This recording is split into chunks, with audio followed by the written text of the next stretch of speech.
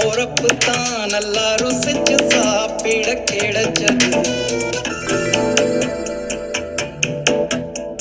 Hello friends, welcome to சமைக்க போவது யாரு. இன்னைக்கு சமைக்க போவது யாருல வித்யா ஒரு சூப்பர் டேஸ்டியான சாம்பார் சாதம் செஞ்சு காமிச்சிருக்காங்க. வாங்க எப்படி செஞ்சிருக்காங்கன்னு பார்க்கலாம். ஹாய் ஃப்ரெண்ட்ஸ், வாங்க இப்போ நம்ம எப்படி சாம்பார் சாதம் செய்யலான்னு பார்க்கலாம். அதுக்கு தேவையான பொருட்கள் நான் என்னென்ன எடுத்து வச்சுருக்கேன்னா, கத்திரிக்காய் 2, தக்காளி ஒரு 2 மீடியம் சைஸ் தக்காளி ரஃபாக சாப் பண்ணி வச்சுருக்கேன். அதே மாதிரி வெங்காயம் இந்த மாதிரி நீங்கள் ரஃபாக சாப் பண்ணி வச்சுக்கோங்க. பச்சை கொடை மிளகா, ரெட் கொடை மிளகா 2 நான் வந்து கட் பண்ணி எடுத்து வச்சுருக்கேன். அடுத்தது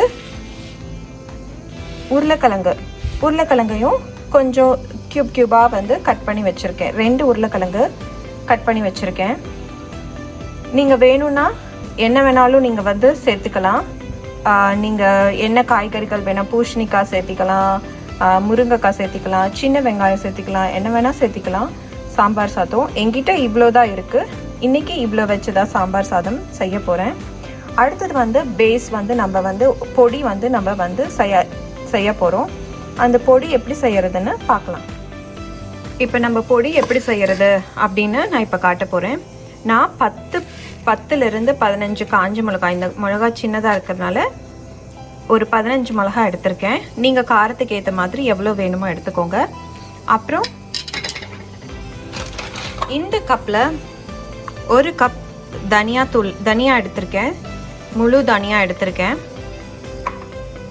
இது பேனை நல்லா காய வச்சுட்டு இந்த தனியாவையும் வரமிளகாவையும் நல்லா வதக்கணும். இது நல்லா வணங்கிட்டு இருக்கும்போது நம்ம வந்து எள்ளு 1 ஸ்பூன், கடலைப்பருப்பு 1.5 ஸ்பூன், உளுந்தம்பருப்பு 1 ஸ்பூன், துவரம்பருப்பு 1 ஸ்பூன் சேர்த்துக்கணும். இதோடு சேர்த்து நல்லா இதையும் சேர்த்து நல்லா வதக்கணும். ஒரு 1/2 ஸ்பூன், சோம்பு ஒரு 1/2 ஸ்பூன், மிளகு ஒரு 3/4 டீஸ்பூன், சீரகம் ஒரு டீஸ்பூன் எல்லாத்தையும் இதோடு சேர்த்து நல்லா வதக்குங்க. கசகசா போட்டுக்கோங்க, ரொம்ப நல்லாயிருக்கும். இதெல்லாம் எண்ணெய் ஊற்றாமல் வெறும் காஞ்ச சட்டியில் வச்சு வணக்கணும்.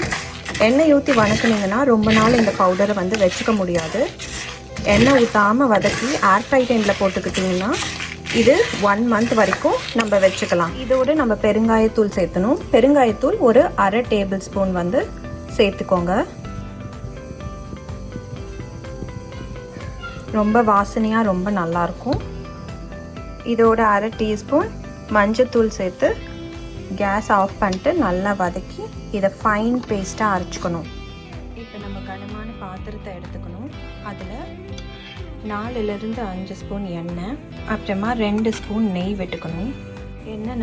எண்ணெய் நல்லா காஞ்சதுக்கப்புறம் ஒரு 4லிருந்து 5 வரை, அதுக்கப்புறம் 1/2 ஸ்பூன் கடுகு,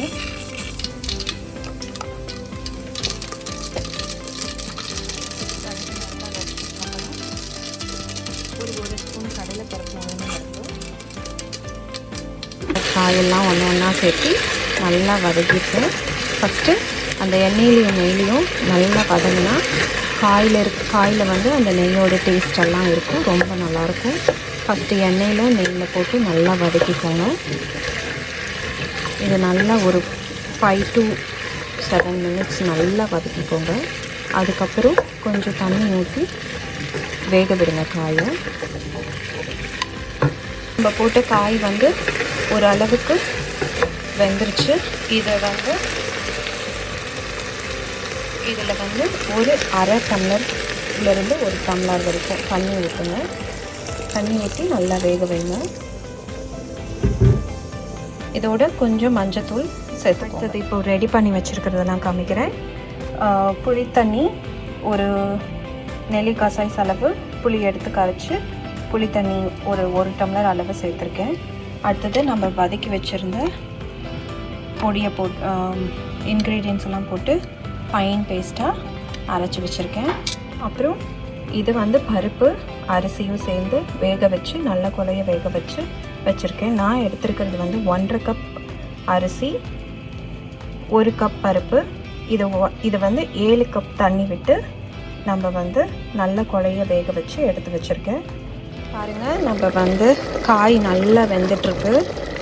இதோடு நம்ம இப்போ என்ன சேர்த்துறோன்னா புளி சேர்த்தணும். நம்ம கரைச்சி வச்சுருக்கிற புளி எடுத்து சேர்த்தணும். அப்புறமா நம்ம பொடி பண்ணி வச்சுருக்கோம் இல்லைங்களா, அதில் வந்து ஒரு ஸ்பூன் பொடியை வந்து இதோடு சேர்த்துக்கோங்க.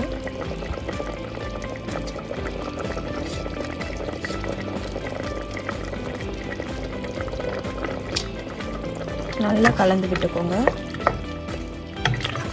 அதுக்கப்புறம் வெல்லம் சேர்த்துக்கோங்க. வெல்லம் சேர்த்து நல்லா கலந்து விட்டு ஒரு 2 to 3 minutes நல்லா வந்து வேக விடுங்க. மூடியை போட்டு வேக விடுங்க. சாம்பார் சாதத்துக்கு தேவையான அளவு உப்பு சேர்த்து நல்லா வேக விடுங்க. நல்லா வேக விட்டதுக்கப்புறம் நம்ம எடுத்து வச்சுருக்கிற இந்த ரைஸை அதில் சேர்த்து நல்லா கிளறி விடணும்.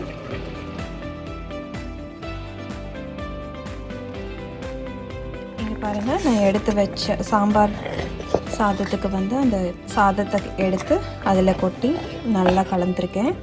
அது கூட நம்ம அரைச்சி வச்சுருந்தோம் இல்லைங்களா, அந்த பொடியை 1/2 டம்ளர் தண்ணி ஊற்றி 1 ஸ்பூன் பொடி போட்டு நல்லா கலக்கி இதில் வந்து ஊற்ற போகிறேன். நீங்கள் அப்படியே பொடி போட்டு கூட கலக்கலாம். பட் பொடி போட்டு கலக்குனீங்கன்னா கட்டியாக ஆயிரும். அது ரொம்ப கஷ்டமாக இருக்கும் கலக்கிறதுக்கு. இந்த மாதிரி பண்ணிட்டீங்கன்னா ரொம்ப ஈஸியாக இருக்கும். இதையும் நல்லா கலந்ததுக்கப்புறம் ஒரு 2 நிமிஷம் நல்லா கொதிக்க விடுங்க. கொதிக்க விட்டுட்டு கேஸை ஆஃப் பண்ணிட்டு 10 நிமிஷம் மூடி வச்சுருங்க. மூடி வச்சுட்டு மேலே வந்து தேவையான அளவு கொத்தமல்லி தூள் வந்து போட்டுக்கோங்க. போட்டு மூடி வச்சுட்டு கேஸ் ஆஃப் பண்ணிடுங்க. தேவையான அளவு கொத்தமல்லி சேர்த்துட்டு ஒரு 1/2 ஸ்பூன் அப்படியே மேலே அப்படி நெய் விட்டு